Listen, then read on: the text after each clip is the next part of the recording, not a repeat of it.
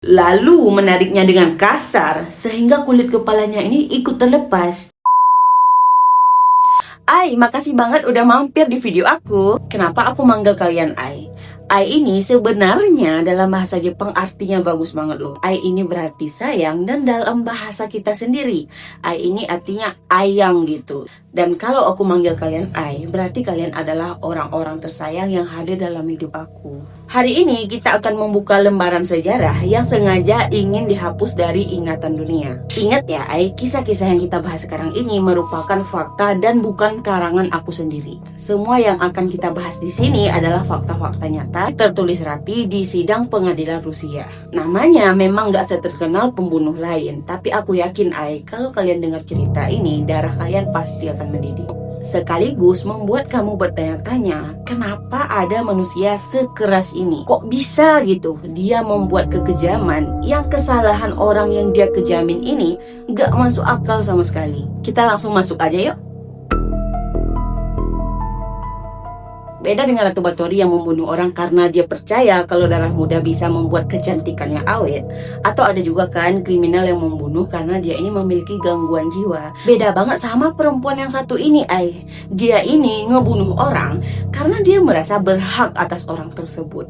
Kadang dia melakukannya karena hal-hal sepele doang, karena dia bosen, ataupun karena kesalahan yang dilakukan orang ini yang gak sepadan dengan nyawanya.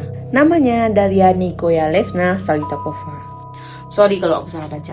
Atau lebih dikenal dengan Saltychika. Daria lahir pada tahun 1731 di Rusia. Dari keluarga bangsawan yang sangat terpandang. Dia ini kaya raya, juga keluarganya deket dengan lingkungan istana. Dari kecil dia ini udah diajarkan tentang sopan santun, tentang beragama, hidup penuh kemewahan, sehingga dia ini gak pernah sekalipun merasakan kesusahan. Di usianya yang ke-19 tahun, dia ini menikah dengan seorang kapten yang bernama Fyodor Saltykov. Kapten ini adalah seorang perwira militer yang sangat terhormat pada waktu itu. Karena dia nikah ini, status sosialnya jadi tinggi, kehidupan makmur, dan setelahnya ditambahkan juga lagi kebahagiaan untuk dia. Dia ini mendapatkan 2 orang putra laki-laki yang membuat hidup keluarga mereka semakin harmonis. Sekilas ya terlihat kalau kehidupan mereka ini terlalu sempurna, nggak ada yang kurang. Namun pada tahun 1755 takdir berubah drastis, di mana si Daria ini baru saja menginjak umur 25 tahun. Suaminya meninggal dunia dengan tiba-tiba. Sejak itulah si Daria ini menjadi pewaris tunggal dari kekayaan suaminya. Apa yang dia warisi waktu itu luar biasa banget Ai. Dia memiliki 600 rakyat jelata yang pada waktu itu dianggap sebagai hak mutlak tuan tanah, ribuan hektar tanah subur, dan 2 perkebunan besar. Dan inilah bencana besar itu baru dimulai. Di Rusia pada abad ke-18, hukum masih sangat berpihak kepada orang kaya dan orang yang berkuasa. Rakyat jelata sama sekali nggak berani melapor atas perlakuan tuannya kepada pengadilan. Dan bahkan, hakim pun takut untuk menyentuh orang-orang yang berpengaruh tinggi. Si Daria ini, dia tahu betul tentang hal ini. Celah inilah yang membuat dia berubah menjadi monster yang nggak punya lagi rasa kemanusiaan. Lalu kenapa dia berubah sekejam itu? Di bagian ini orang sering bertanya Ai, bukan karena dia gila atau bukan karena dia menderita penyakit jiwa. Ada alasan-alasan tertentu yang perlahan menghapus rasa kemanusiaan di dalam hatinya. Pertama, kekuasaan tanpa batas. Kekuasaan tanpa batas adalah racun yang bisa merusak hatinya. Sejak kecil kan si Daria ini kemauannya selalu diturutin. Kalau dia nangis minta sesuatu langsung dikasih. Kalau dia berbuat salah, orang lain yang bakal disalahkan. Dia ini gak pernah diajarkan untuk menghargai orang lain, apalagi untuk menghargai orang yang status di bawahnya. Begitu dia memegang kendali penuh atas ratusan nyawa orang, kebayangkan Ai, apa yang akan dia lakukan? Perlahan-lahan dia ini menganggap nyawa orang lain nggak lebih berharga dari barang yang dia miliki. Baginya pelayan itu kayak kursi, meja, seperti alat bantu yang kalau rusak atau tidak berfungsi sesuai keinginan, tinggal dia hancurkan atau dia buang aja. Dia lupa sepenuhnya kalau mereka itu ya manusia yang punya perasaan, punya keluarga, punya anak, dan punya hak untuk hidup. Kedua, dia ini suka melampiaskan rasa sakit hati kepada orang yang gak bersalah. Setelah suaminya meninggal, si Daria ini pernah mendekati satu perwira muda yang dia sukai, tapi ditolak sama perwira itu.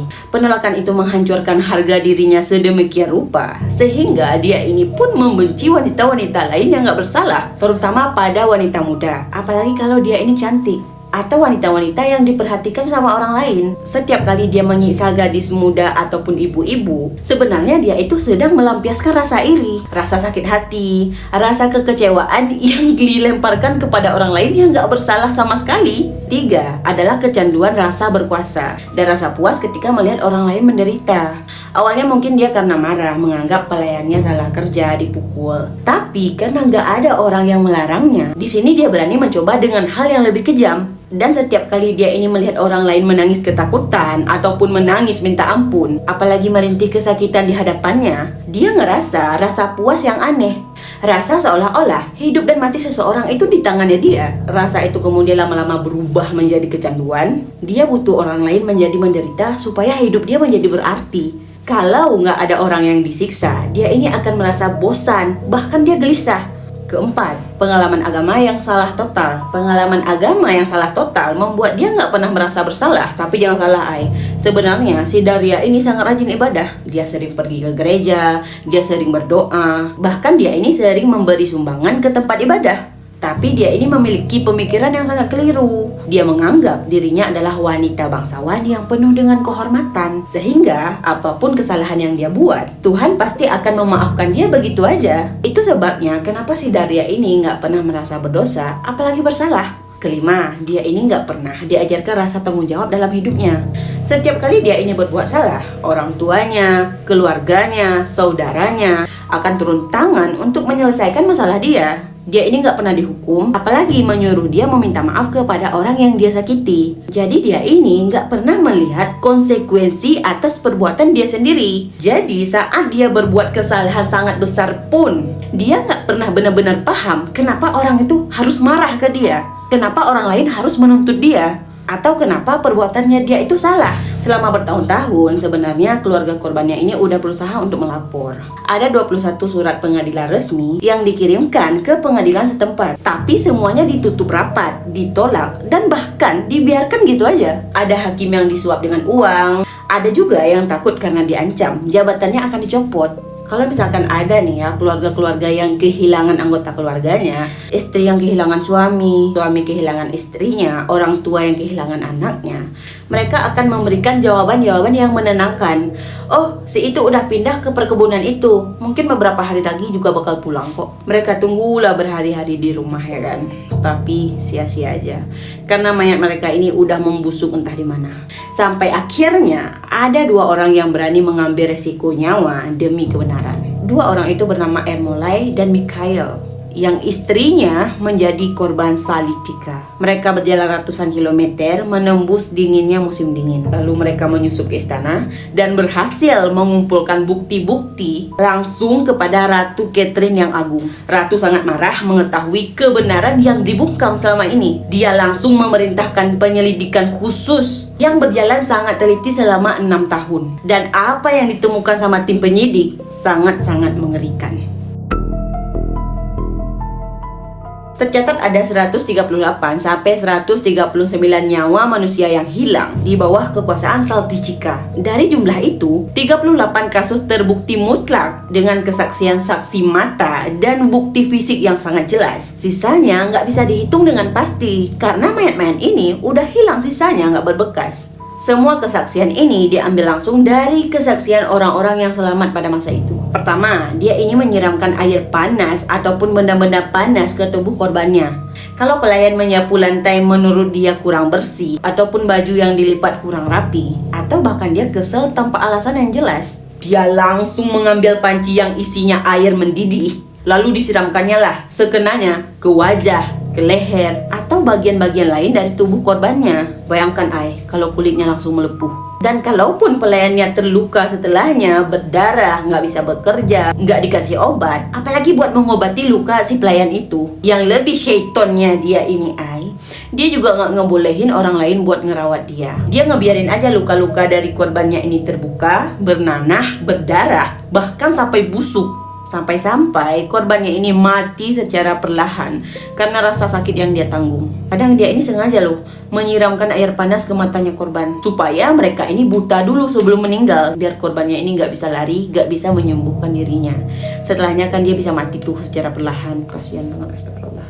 Kedua, mencabut kulit dan rambut dengan tangan dia sendiri, serta memukul sekuat tenaga ketika dia ini marah besar. Dia akan mencengkram rambut korbannya dengan sangat kuat, lalu menariknya dengan kasar sehingga kulit kepalanya ini ikut terlepas. Dia juga sering menggunakan penjepit besi yang udah dia panaskan untuk mencabut potongan kulit di leher, di muka, di lengan, ataupun di punggung korban. Setelah itu, dia pukul mereka pakai kayu tebal, pakai batang besi, atau bahkan pakai sepatu besi yang dia pakai sendiri. Pukulannya begitu keras sehingga menyebabkan rusuk tangan, kaki dari korban-korbannya ini pada patah.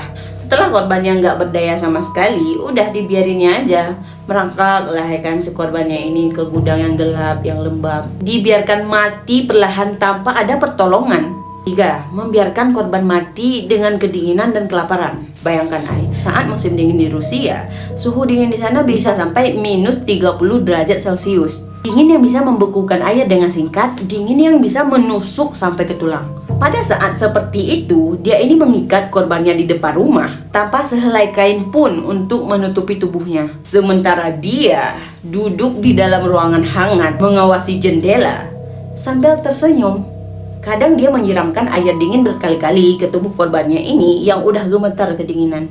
Sampai-sampai tubuh mereka ini membeku seperti patung es. Banyak juga yang dikurung di bawah tanah, tanpa makanan, tanpa minuman setetes pun berminggu-minggu. Mereka mati bukan karena luka fisik, tapi tubuh mereka udah gak kuat lagi menahan lapar, haus, dingin, dan rasa putus asa.